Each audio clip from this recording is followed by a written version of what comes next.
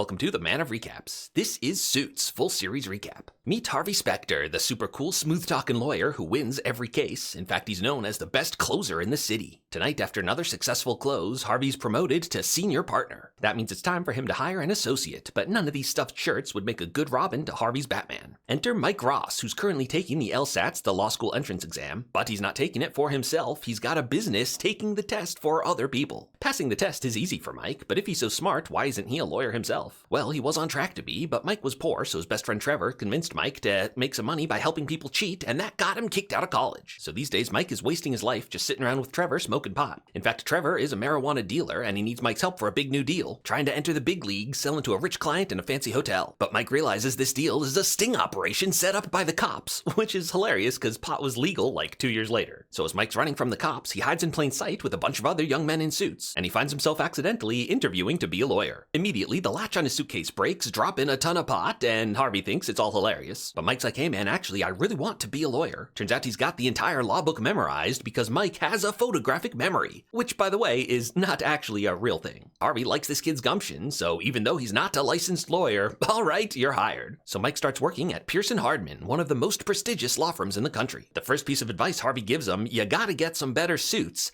There it is, the name of the show. So Harvey teaches Mike how to be a lawyer, which turns out is mostly just walking down this hallway, making witty quips and quoting old movies at each other. There's also a lot of paperwork, which with Mike's memory, he can handle no problem. And they only use physical copies, their poor printers working overtime, because instead of saying check your email, it's much more dramatic to walk in and drop a folder on someone's desk. Now this is not a courtroom show, they rarely go to trial, because once it's in the jury's hands, you can't control the outcome. Instead, they dig up the hidden evidence the opposition didn't want you to find, so now you've got them by the balls, and they gotta settle for a bunch of money. Yet here they practice corporate law, which means they're representing big companies against some poor individual who's obviously on the right side of justice. Mike always feels bad, he wanted to be a lawyer to help people, but Harvey's like, yo, stop being such a softie. But Harvey's secretly a softie too, and he always finds some loophole like, our client is the company, not the bad CEO, so it's in the best interest of the company if we fire him and get justice for this employee. Every episode something goes wrong, and it looks like they're gonna lose the case. But early on, Harvey teaches Mike, when they've got a gun to your head, you don't do what they say, there's 146 creative ways to get out of it. And indeed, just then, someone says something completely unrelated to the case that makes Harvey go, wait, that's it, now I know exactly what to do. Another win for Harvey Specter, but Harvey does not do high fives. The big tension throughout all this is Mike having to hide the fact that he's not actually a lawyer, which turns out to be harder than originally thought because Pearson Specter only hires from Harvard Law, which is not a very big place and no one remembers Mike. Pretty soon, Mike befriends a computer hacker who gets him in the Harvard system and prints him out a nice diploma. The boss here is Jessica Pearson, Harvey's longtime friend and mentor. Every episode, she lectures Harvey, don't do that reckless thing you're about to do. But Harvey always does it anyway, cause he's a maverick, and that's why Jessica likes him. Yeah, Harvey likes living on the edge, playing in the big leagues for the highest stakes. He tells Mike early on, normal life is like this. I like this. Harvey's rival at the firm is Louis Litt, who doesn't have Harvey's flair, but apparently he's a very good lawyer and is jealous that Harvey's promoted to senior partner before him. Louis is in charge of the associates, so he and Mike have funny interactions. And Louis is a silly guy who likes all sorts of non-manly things like cat's ballet and mudding. It seems like his job is mostly to come across as a huge loser, so Harvey looks cooler by comparison. Another main character at the firm is Harvey's longtime assistant, Donna, who has a supernatural ability to always know what's going on. She and Harvey have a secret pre-trial ritual involving a can opener that is a mystery for the whole series. But Mike's favorite new coworker here is hot paralegal Rachel Zane, with whom for Mike it's love at first sight. Rachel would make a very good lawyer, but she's bad at taking tests, just can't pass the LSAT. Mike and Rachel flirt constantly as they're working long nights together, and it's a constant back and forth as one moment, oh, it's totally on, but then Mike does something stupid and Rachel's mad at him, it's back off. Soon though, Rachel has fallen for Mike and these two have their first kiss. But this was unfortunate timing. Mike had just started seriously dating a girl outside of work, Jenny. In fact, Jenny was Trevor's girlfriend, but she broke up with him after Mike revealed he was a pot dealer, which somehow she didn't know? Harvey Specter is a huge player who we see have a series of one-night stands, but there's one woman he keeps coming back to, his law school girlfriend Dana Scott, Scotty. Anytime these two go head-to-head in the courtroom, they also go head-to-head in the bedroom. Harvey seems happy with their situation, but they're not young anymore. Scotty's gotta move on. In fact, she's engaged. Sorry, Harvey, this was goodbye, and Harvey has missed his chance. Meanwhile, Trevor is always getting into trouble. Mike had tried to cut him out of his life, but he always comes back to help his friend. But things are getting more serious with Jenny, and Mike hasn't found the way to tell Trevor yet. Rachel has realized she loves Mike and calls to tell him how she feels. But Trevor listens to the voicemail and finds out Mike is dating Jenny. Now out for revenge, Trevor goes to see Jessica and tells her Mike's big secret: he's not actually a lawyer. So in season 2, Jessica knows Mike's a fraud and tells Harvey you gotta fire him. But Harvey has come to really like this kid, and so he makes the bold move: if he goes, I go. Jessica has come to like Mike too, and even though she hates that his secret is endangering her firm, she agrees to keep it for now. When Mike finds out it was Trevor who told on him, he cuts him out of his life for good. And when he hears Rachel's voicemail, he grabs her for an office kiss. Yeah, girl, I love you too. So Mike and Rachel start dating for real, and it's a happy one episode. Cause then Mike decides his secret is putting Rachel in danger, and so he dumps her with no explanation. So Rachel is real mad, and Mike's secret destroys its first relationship. The big problem this season is the return of the firm's other partner, Daniel Hardman. He left work to spend time with his sick wife, but now that she's died, he's coming back, and this is bad news for Harvey and Jessica. They discovered that Daniel Hardman was embezzling from the firm to hide an affair, and they blackmailed him to get him out. Now with his wife dead, they've got no leverage, and he's coming after him. And now Harvey is being sued by his archenemy Travis Tanner, who's accusing him of hiding evidence to win a case. Now Harvey operates in the gray. From the very first episode, he pretended to have evidence he didn't to win a case. Fabricating evidence is illegal, but bluffing is totally fine. And speaking of bluffing, Harvey's a big poker player. You don't play the cards, you play the man, and so Harvey always wins. So Harvey would never do anything actually illegal, and Donna agrees. I've never seen this before, but when she searches the old files, she finds it with her stamp. It looks like she just missed it. So now, to protect Harvey, she does destroy the evidence. But Harvey does not approve, so they go to the bathroom for a big fight. Yeah, the bathroom is where everyone goes when it's time for a big fight. Gender be damned, no one cares. It's hilarious how often they're walking in on each other here. So Donna made too big a mistake. Harvey can't let it go. He's got no choice but to fire her. But after one episode with a different assistant, Harvey begs Donna to come back. Yeah, Harvey and Donna are inseparable. But now Daniel Hardman uses Harvey's legal troubles to call for a vote to replace Jessica as managing partner. The deciding vote is Louis Litt, who's still mad that Jessica didn't make him senior partner, something that now Daniel Hardman does. And so Daniel Hardman wins. Jessica and Harvey are demoted. A depressed Harvey goes to Mike's apartment, where these two smoke some ganja. But while they're high, they have an epiphany. Daniel Hardman planted that fake evidence to make Harvey look bad. So they bust into the partner meeting with proof of Daniel Hardman's crimes. But luckily, it's a big table and no one reaches to check the files, cause Mike didn't find proof. Yes, he totally bluffed him. But bluffing works when you're right, so Daniel Hardman is fired, and that's the last we'll see of him. During the whole power scuffle, Louis bugged Harvey's office, and when Harvey finds out, he's real mad.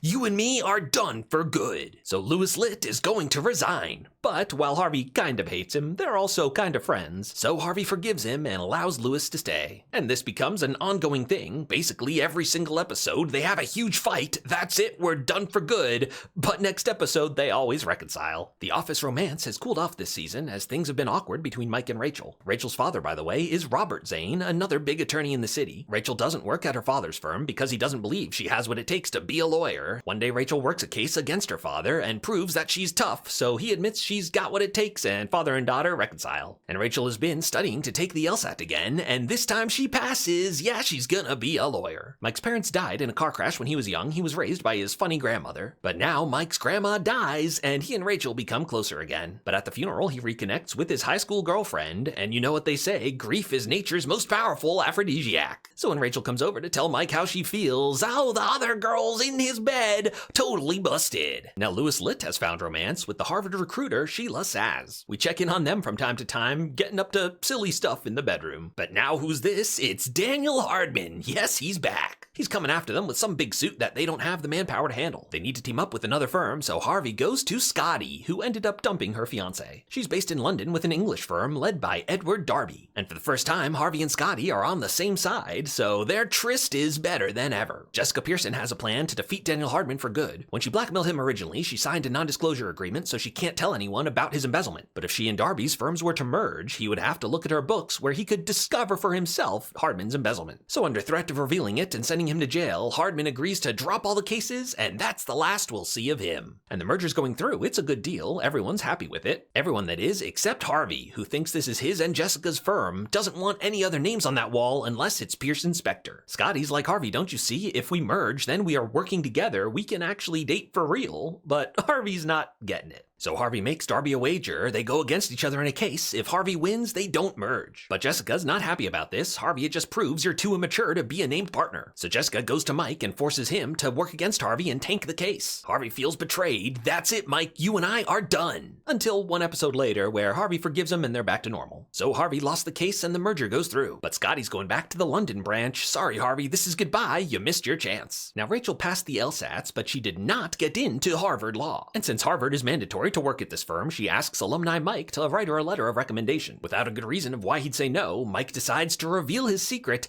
I'm not a lawyer, I'm a fraud. Rachel is pretty mad, but now with emotions running high, anger turns into sexual tension. And so it is a steamy scene as Mike and Rachel get it on, right here in the file room. So in season 3, Mike and Rachel are together, living in romantic bliss. Except, of course, it's television, so every episode there's some drama, and Mike reacts like an immature douche, and they have a massive fight. But by the end of the episode, Mike apologizes, Rachel totally forgives him.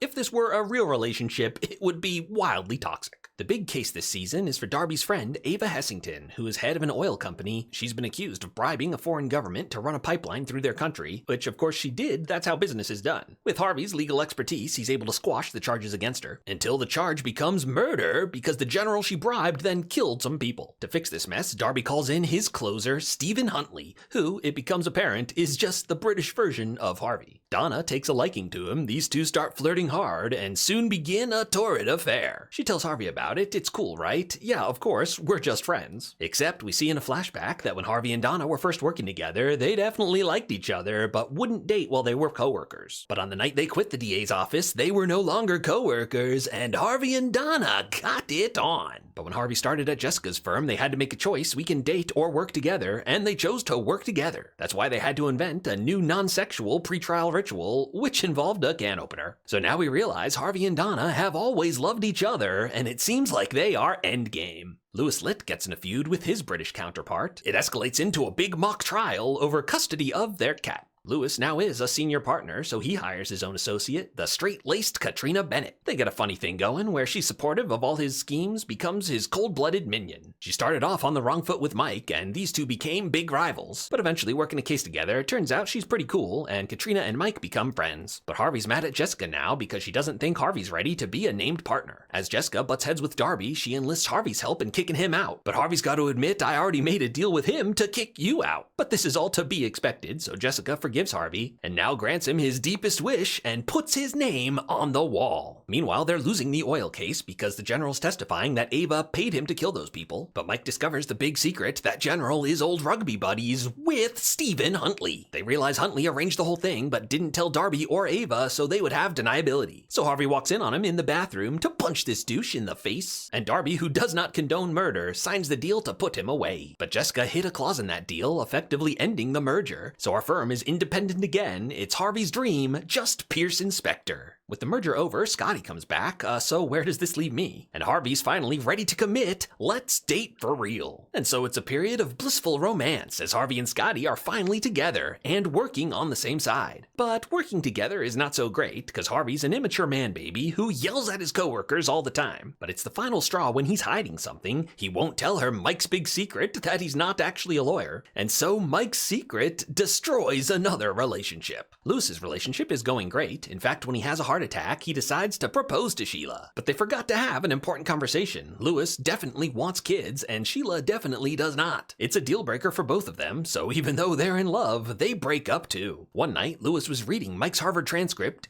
just for fun. But he finds something strange that the hacker couldn't have known. She gave Mike an A+ in a class that the professor famously does not give A+.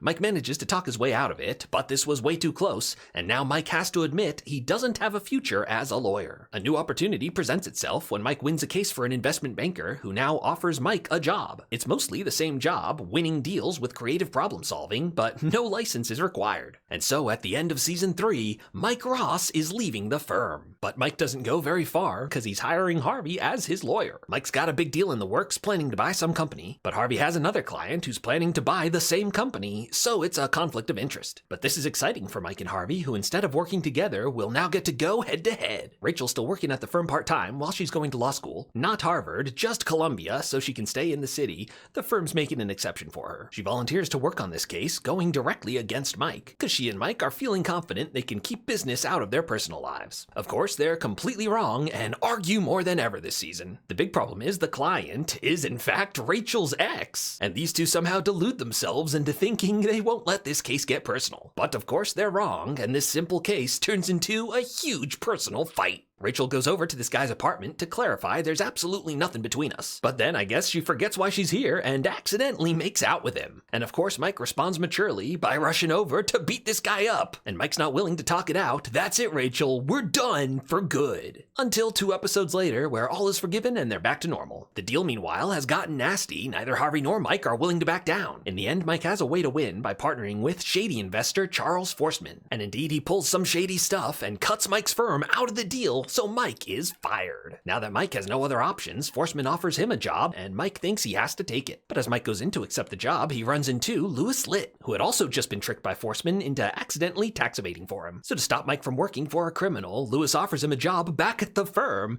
and Jessica, without revealing Mike's secret, has no excuse to say no. So Mike's a fake lawyer again, now a junior partner with his own office, and everything is back to normal. But this deal they just did attracts the attention of Sean Cahill with the FCC. It seems pretty suspicious that best friends Mike and Harvey worked against each other on this deal. Seems like it was collusion. Harvey and Mike did not collude, so check our files, there's nothing to find. Except, of course, for Louis's crime doing the tax evasion for Forsman. So Louis has to come clean. I kinda made an oopsie. But Harvey knows all about Forsman's tricks because he fell for the same thing years ago. So Forsman comes to Harvey's office to gloat, where he talks pretty specifically about exactly what crimes he committed. But yes, Harvey was wearing a wire. He made a deal with Cahill to take Forsman down, and Harvey and Cahill become kind of friends. But Louis Litt's oopsie was too big to forgive, and Jessica finally fires him. Katrina Bennett is also fired by association, but she and Rachel had become friends by now, and she has her dad offer her a job. Mike had become kind of friends with Louis, and as he's helping him move his stuff out, he's like, hey, what's this funny key? But that key is a Harvard thing that Mike should absolutely know about, and there's no talking his way out of this one. Louis finds out Mike's secret. He uses it to blackmail Jessica to finally get the respect he deserves, and so the firm has a new named partner, Pearson Specter Litt. For a few episodes, Louis goes full villain, starts being cruel to all his former friends. But once he learns Mike's full life story, he understands where he's coming from, so he apologizes to everyone, and we've reached a new normal. But Mike's secret isn't done causing trouble. Jessica has a new boyfriend at the firm, Jeff Malone. But he knows Jessica's keeping something from him. She won't tell him that Mike's not a lawyer, because that would implicate him. And so Mike's secret destroys another relationship. But Mike's relationship is going great. He and Rachel get engaged, even though they spent this whole season fighting and literally broke up in the middle of it. Harvey and Donna have a moment where, oh, are things getting romantic? But Harvey stops it. He's afraid of their dynamic changing. But this will they won't they isn't working for Donna anymore. She commits to we won't and leaves Harvey's desk. So in season 5, Donna's not working for Harvey anymore. She temporarily works for Louis Litt because his secretary Norma just died. She had been a running joke. We kept hearing crazy things about her but never actually saw her. But soon Louis gets a new secretary, the sassy old Gretchen, who is a good fit for Louis Litt because she knows how to handle his eccentricities. But when Harvey realizes Donna's serious, she's not coming back to him, he starts having panic attacks. So Harvey starts going to therapy, which to be honest he desperately needs because he's an immature man baby who throws a tantrum whenever he doesn't get his way. In fact, around this time, the show has gotten pretty bad. It's devolved completely into people just yelling at each other all the time for no reason. The main case this season is something where Daniel Hardman's back again, but Jessica shuts him down again, and I guess it's time to admit that's not the last we'll see of him. Anyway, Harvey's therapist helps him realize that all his problems stem from when he caught his mom cheating on his dad, and that made him mad. So she helps Harvey grow as a person, and he reconciles with his mom. But Harvey's still up to his old tricks when he helps Louis's sister with her divorce, and oh no, she's hot. So as soon as she signs the divorce papers, she and Harvey get it on. Louis is pretty upset and comes to Harvey looking for a fight, which Harvey is happy to give him, but oh, it escalates quickly. That's why you don't have glass furniture, people. For Louis, this is the final straw. He and Harvey are done for good. Until next episode, when Harvey apologizes and they're friends again. Mike and Rachel are happily engaged and things are going great at work. Until Mike has a case where the other lawyer is his ex-girlfriend who knows for a fact he's not a lawyer. So Mike remembers that he already decided it was too dangerous to keep this up. He has to quit the firm. But this time it's too late. Yes, it's happening. Mike is arrested for fraud. The person who finally leaked his secret was Louis's ex-girlfriend, Sheila Saz. As the Harvard recruiter, when she saw Mike's name in the law journal, she knew for a fact he did not go to Harvard. But Mike is planning to fight these charges, so they hold a mock trial to test out his defense. The main obstacle he's got to overcome is that no one from Harvard ever remembers seeing him there. But Mike has a decent plan. He's claiming that he lived in New York and was commuting there just on test days. Because of his photographic memory, that's all he needed to pass. But Trevor comes back to testify against him. Mike was my roommate. He wasn't going to Harvard. But Harvey's able to discredit him as a drug dealer who Mike stole his girlfriend, so he's got a grudge. In the end, it's going to come down to the jury, which we learned at the beginning is a total crapshoot. So the prosecutor's willing to make a deal. If Mike or Harvey commit to 2 years in prison, the other will get off scot-free. And so it's an intense finale as Mike and Harvey race each other to take the bullet for the other one. And it's Mike who gets there first, going to jail to protect Harvey. And so it's finally happening. Mike's secret is out. He's going to prison. So in season 6, Mike Ross is in jail. But it's white-collar jail, so it's full of accountants and stuff. Except for literal murderer Frank Gallo, who Harvey in fact put away. He's gonna get revenge on Harvey's friend, so on night 1, Mike is almost shanked. Harvey's working to get Mike out of prison and makes a deal with Sean Cahill. He wants Mike to convince his roommate to testify against his father-in-law who was insider trading. And in order to control the situation, Harvey takes his father-in-law as a client, so while he's acting as this guy's defense attorney, he's colluding with the prosecution, which is super illegal, but I guess only if they're caught. So Mike's convincing his cellmate to testify, which at first is not going well, but Harvey plays them a recording of how he's happy to let his son-in-law and daughter take the fall for him. So it's like, oh, screw my dad then, yeah, we'll testify against him. But now on Mike's last night in prison, Frank Gallo's here to finish the job. But Mike had planned for this. He records Gallo attacking him, so he's getting him put away back to maximum security. So Mike's a free man again. His 2 years in prison became 2 months. Meanwhile, back at the firm, Mike's big scandal caused basically everyone to quit. This left just our core crew, but they decide it's a good thing. We'll start fresh with only the people we like. And of course, Lewis. Lewis has a funny plot where they sublet their office to finance bros who pee in all his lit mugs. He hires an architect to build a wall, and Lewis falls in love immediately. She's got her own baggage, in fact. She's pregnant from her ex-boyfriend who she broke up with like last week. But Lewis, who wants kids anyway, is happy to rush into a marriage, and so it seems it's gonna work out. Until he reveals he knew that Mike wasn't a lawyer, and somehow that is crossing the line. And so Mike's secret destroys another relationship. But one relationship is mended as Jessica reconnects with Jeff Malone, who's realized her not telling him Mike's secret is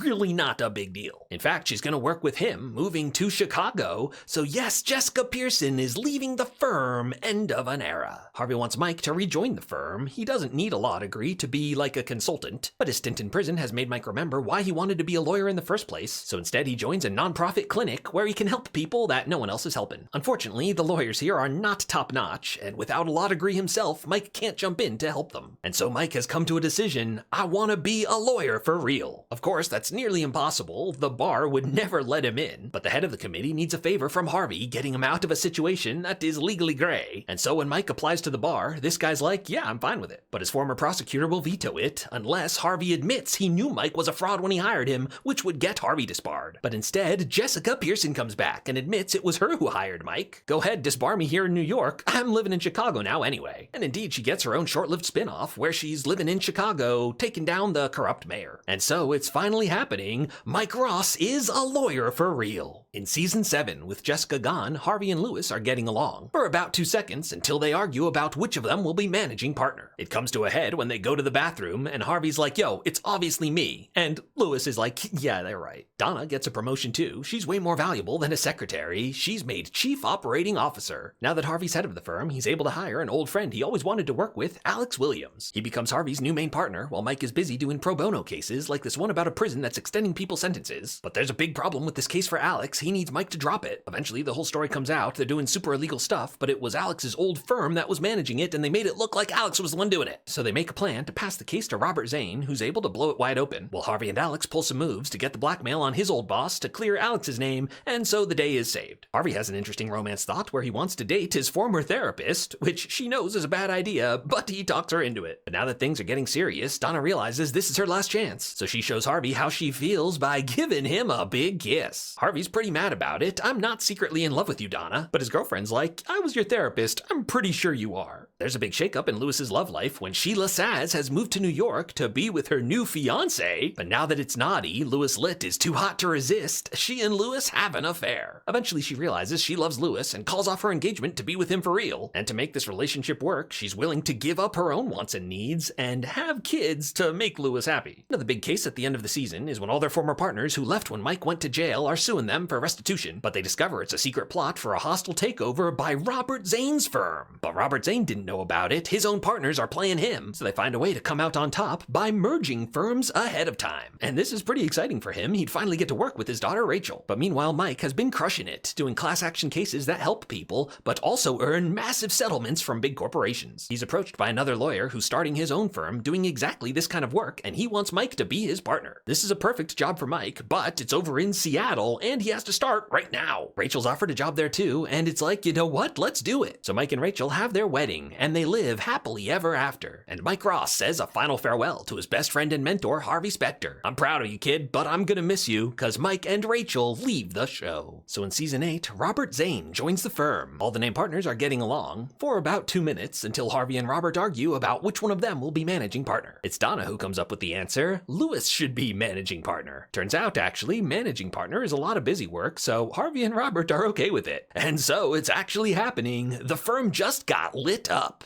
Now, Harvey had promised Alex Williams that his name would be the next on the wall, but Robert Zane made the same promise to his right-hand woman, Samantha Wheeler, who's a badass kickboxer. The only fair way to resolve this is to have these two go head-to-head, but both of them are real good lawyers who are willing to do whatever it takes to win, and so pretty soon things get nasty. Eventually, they're willing to make peace and get both their names up at the same time. Now there's just way too many names. Lewis and Sheila are having fun trying to make a baby, but the best fertility doctor in town was Lewis's high school bully, and one episode Lewis randomly gets mugged.